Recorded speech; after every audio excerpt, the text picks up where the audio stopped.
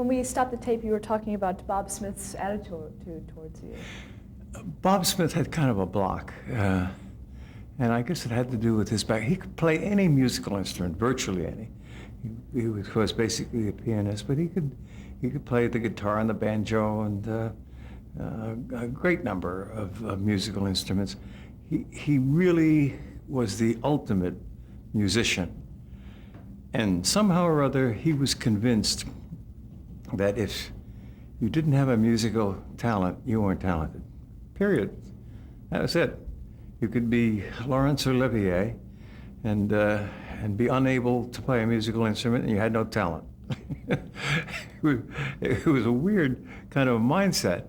And that basically is what eventually led to my demise on the program, because when he really had the opportunity to change the actor who played Clarabelle, he went immediately to an old friend of his from Buffalo, brought him to New York, and he was a fellow they used to play with in a band, a trumpeter. So all of a sudden, Clarabelle showed up with this wonderful musical talent. But I suffered through all of this because he just couldn't, I guess it was impossible for him to understand that somebody couldn't develop a musical talent. And so they went out and got me drumming lessons. They tried to teach me how to play the drum down in a studio in the 40s somewhere. Some drummer who I think had a name, a reputation as a drummer and so on. And that didn't work out because I just could not keep the beat. And Bob would be so frustrated. No, that's not the beat. It can't you hear it here? No, Bob, I'm sorry, you know. And they started me on the marimba and the xylophone. And we went for a couple of years, went through everything till he finally gave up on me. And so when I was replaced as Clarabelle eventually, I was replaced by Bobby Nicholson, who was a friend of his from Buffalo and a trumpeter. And all of a sudden, Clarabelle showed up with this great talent to play Stars and Stripes Forever or whatever on the trumpet. But there was just a block that he had. If you didn't understand music and didn't have the talent to perform music, you didn't have talent. Did he appreciate you as an actor? No, I don't think so. I don't think he ever did. I think that even years later, I mean, I know I'd speak to Roger Muir every once in a while.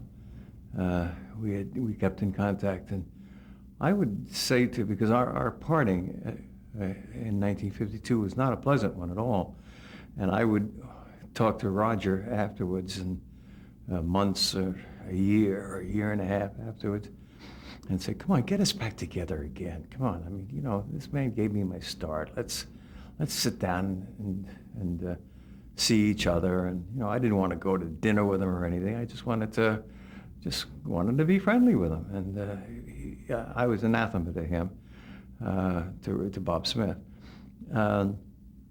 Roger and I had lunch at one time. Then we popped into a rehearsal of Howdy Doody, and Bob Smith was, "Oh, Bobby, how are you? So good to see you." Yeah, and then back to work right away. You know, nothing, no warmth, nothing at all. And that was too bad because I just wanted to reach out and hug the guy because he had really given me the opportunity to do everything. And Roger felt, I think, that, you know, that you just couldn't get past all this with him. And so we finally gave up. But I did see Bob many times after that, not many times, perhaps 3-4 times, when the captain went on the air, and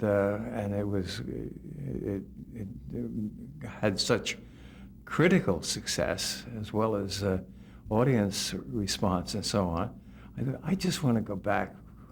This wasn't the one thing I wanted to do, obviously, but one of the things I wanted to do was say, "Bob, it's going very well. And I just want to say, I wouldn't be doing it if it were not for you. Thank you." I just want to have the opportunity to say thank you. I never got a chance to say that.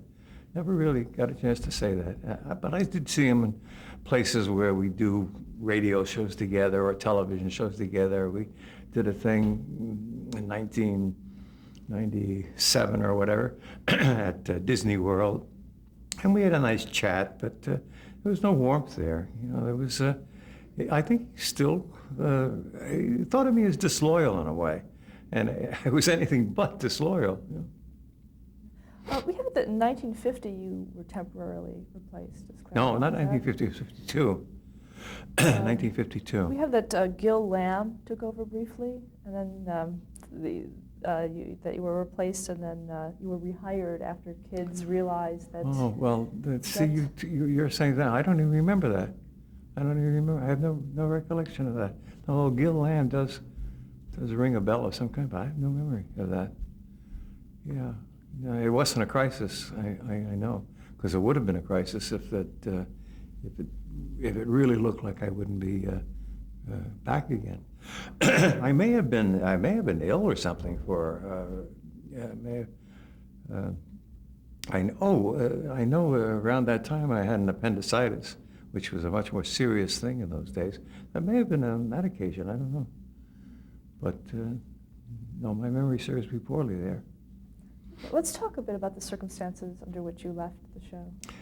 Well, everybody made mistakes, and I blame us. And when I say us, I meant Rhoda Mann, Dayton Allen, Bill LeCornick, and myself. Bill LeCornick was the most reluctant of the group to do what we did. Dayton Allen was the most aggressive, and Rhoda was pretty aggressive. I thought it was a good idea. We went out and hired an agent, and the agent was supposed to get us work outside of Howdy Doody, because we all had a feeling of insecurity on Howdy Doody at this point. And people were beginning to do commercials and other things, and so we hired an agent. Unfortunately, we all hired the same agent, and this was interpreted, and I think I can understand where they were coming from. This was interpreted by Bob Smith as they're forming a union. They're uniting against me, and this we found out later. But when we hired the agent, we right up front informed him that we had hired this agent because we wanted to do other work, and I guess in a sense that was a disloyal act. But we just felt, I was the one who had this ideal. Everybody has a right to work. Every actor has a right to work, unless you have an exclusive contract of some kind. And that didn't make much of an impression, but I can understand why it didn't. It must have led to a great feeling of insecurity that all of a sudden his performance might walk out on him or something. And it was live, it wasn't something you negotiated and use the tapes that you've had stockpiled to get over. So when ultimatum was presented, fire the agent or we'll take action of some sort. They didn't say what. And we said, and I was the one that was the spokesperson there. Again, my actor has a right to work. An actor has a right to an agent, and so on and so forth. And we made it very clear. This is not, in fact, we said he has specific instructions that he is not permitted to negotiate with Howdy Doody. That's strictly the way it always was between us as individuals and the show. And he in no way collects a commission on what we do on Howdy Doody, nor is he able to negotiate with you on our behalf. I don't think that was quite believed. So we used to do charities, and Bob would say, will you do a charity at the country club this Saturday, or you do this and do that? I said, sure, fine. And this one particular day, it was just prior to Christmas. It was like 22nd, I think, of December. And we had agreed to do a charity at the Brooklyn Navy Yard, which was very active in those days, Navy personnel and the like. So we went aboard an aircraft carrier.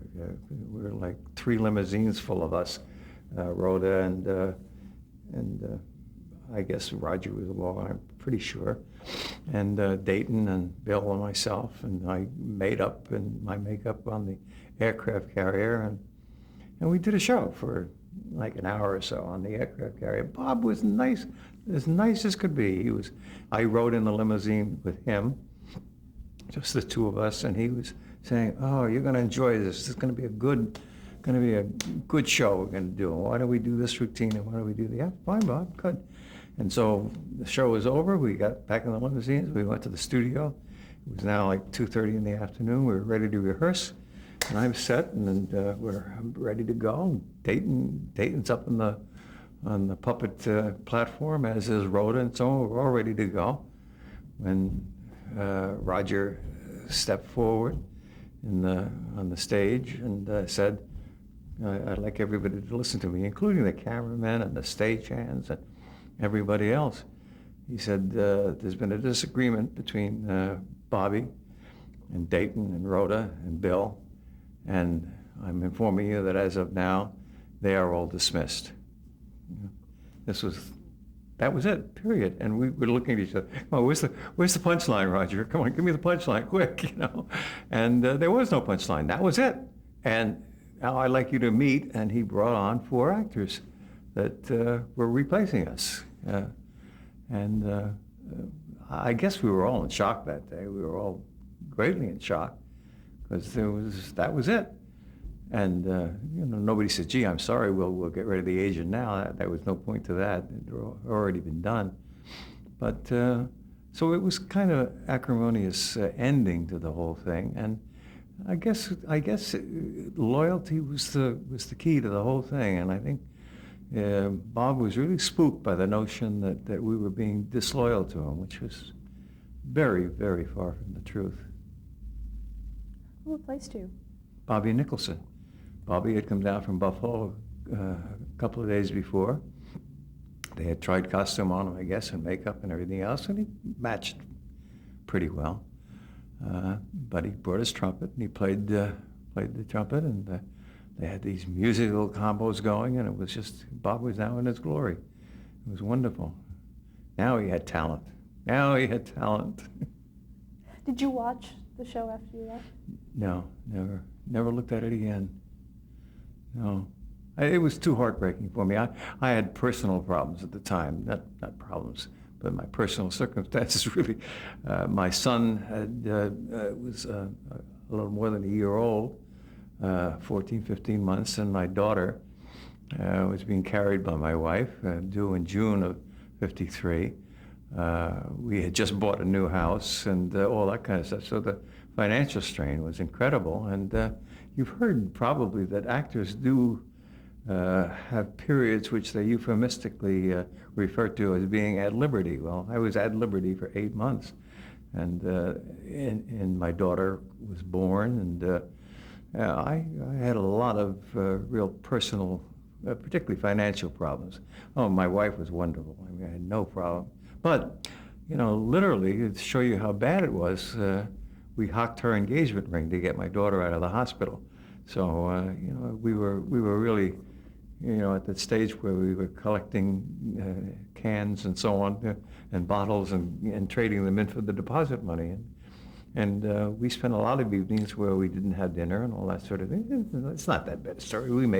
We did all right, and we became closer, as a matter of fact, through that adversity. But it was not an easy time. Before we leave Howdy Doody, I have just a couple more questions. One is, since you were always in costume and makeup, did people recognize you outside of NBC? No, nobody could possibly recognize me, who played Clarabelle, outside of NBC, unless I did play other characters that didn't wear that kind of makeup. There was an Indian chief of some kind, which we would never do today, because it was, kind of that offensive, "Me big chief, so-and-so." And we would have been in big trouble today if we had done it, and rightfully so, properly so. But no, I really was never recognized outside of the makeup. Last question on it is, what is your favorite memory of the program for you? Oh, I don't know. It just, I would just use one word: joy. The joy of the character. And I just thought he was just a wonderful, joyous character. I took a great deal of pleasure in him, in his impishness and his lack of restraint. The sort of dream character that you don't usually get to play. Was there a particular storyline that you enjoyed? No, no, I can't. I'll tell you, and Eddie Keene, the writer, came up with ideas that were so convoluted that having read the script, having rehearsed it, having done a read-through afterwards, I still didn't know what we were doing most of the time because there were so many twists and turns and double backs that it was very, very difficult to understand what we did. Children at home apparently had no trouble whatsoever. They just ate it up. So after being out of work for 8 months, how did you get back into television? Just a bad break. I was like most actors. I was like most actors in search of work, going everywhere. And I mean, ask me honestly, what kind of a market is there for an ex-pantomime clown? Really, not very much. I had met Emmett Kelly in the Ringling Brothers Circus when we guest starred with them, and they guest starred with us. And Lou Jacobs, both of them wonderful clowns, and they both told me it was terrible, and they tried to get me a job in the circus. Well, I'm not going to get a job in the circus and travel all around with, an infant daughter and a young son and everything. But it was getting to that kind of point. I was desperate, and I was going to get out of the business, really. What was coming true was the prediction of my page supervisor 5 or 6 years before, when he tried to talk me into leaving NBC, because he said, "You frankly have no future in show business." And I said, "Well, I'll stick it out, you know." But I thought about him a lot. I said, maybe he was right. Maybe he was accurate when he said that I had no future, and I maybe should think of the insurance business or whatever. I had left college at this point, so the law and all that was now just a fancy. But there was a station in New York, still is, WABC. The ABC flagship station now, but there hardly was an ABC network then. It really didn't exist very much as a network. Certainly during the daytime, it didn't. It was all local programming, and ABC had just been sold by Lifesavers to Paramount, but they were totally disorganized. They really were not doing very much. But I heard, I had called on the program manager of WABC to ask for some kind of work. I said, "I put together this show for you if you want, a clown and so on and so forth." And he said, "No, there's just no market for it now."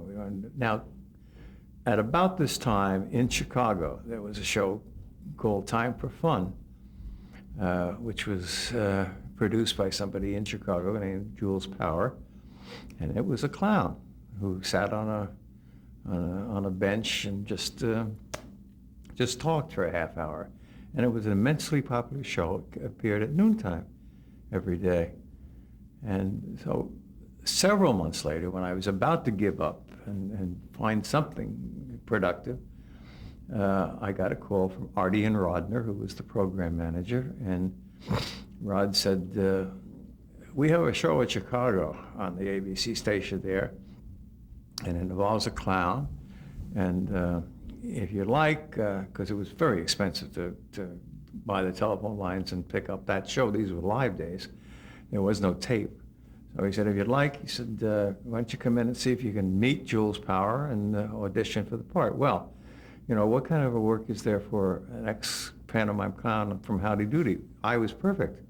Jules said, "Well, this man has years of experience, and he's just exactly what we're looking for."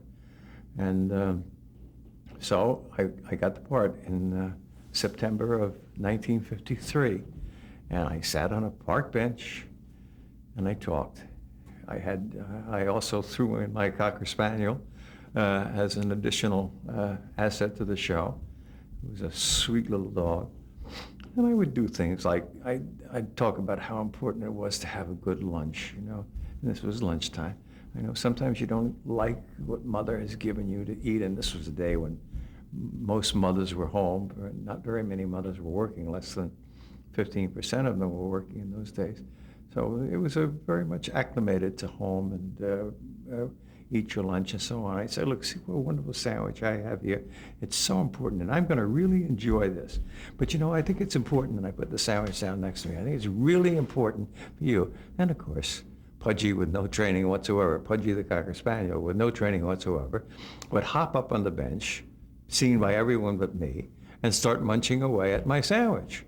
And she would do that every day. And the mail indicated the kids really loved that. They just waited for Pudgy to do things. And then Pudgy would do tricks. I'd say, sit, and she'd jump in the air. And then we had a fountain in the park. Oh, I'm so thirsty. And I'd get up and I'd walk over to the bubbly fountain. And I'd reach the bubbly fountain, and I'd lean over to get a drink. The fountain, the water would recede. And I'd look and I'd do a take. I'd step back and I'd start to walk away. Blah, blah, blah, blah, blah, blah. Up comes the water again. Ooh.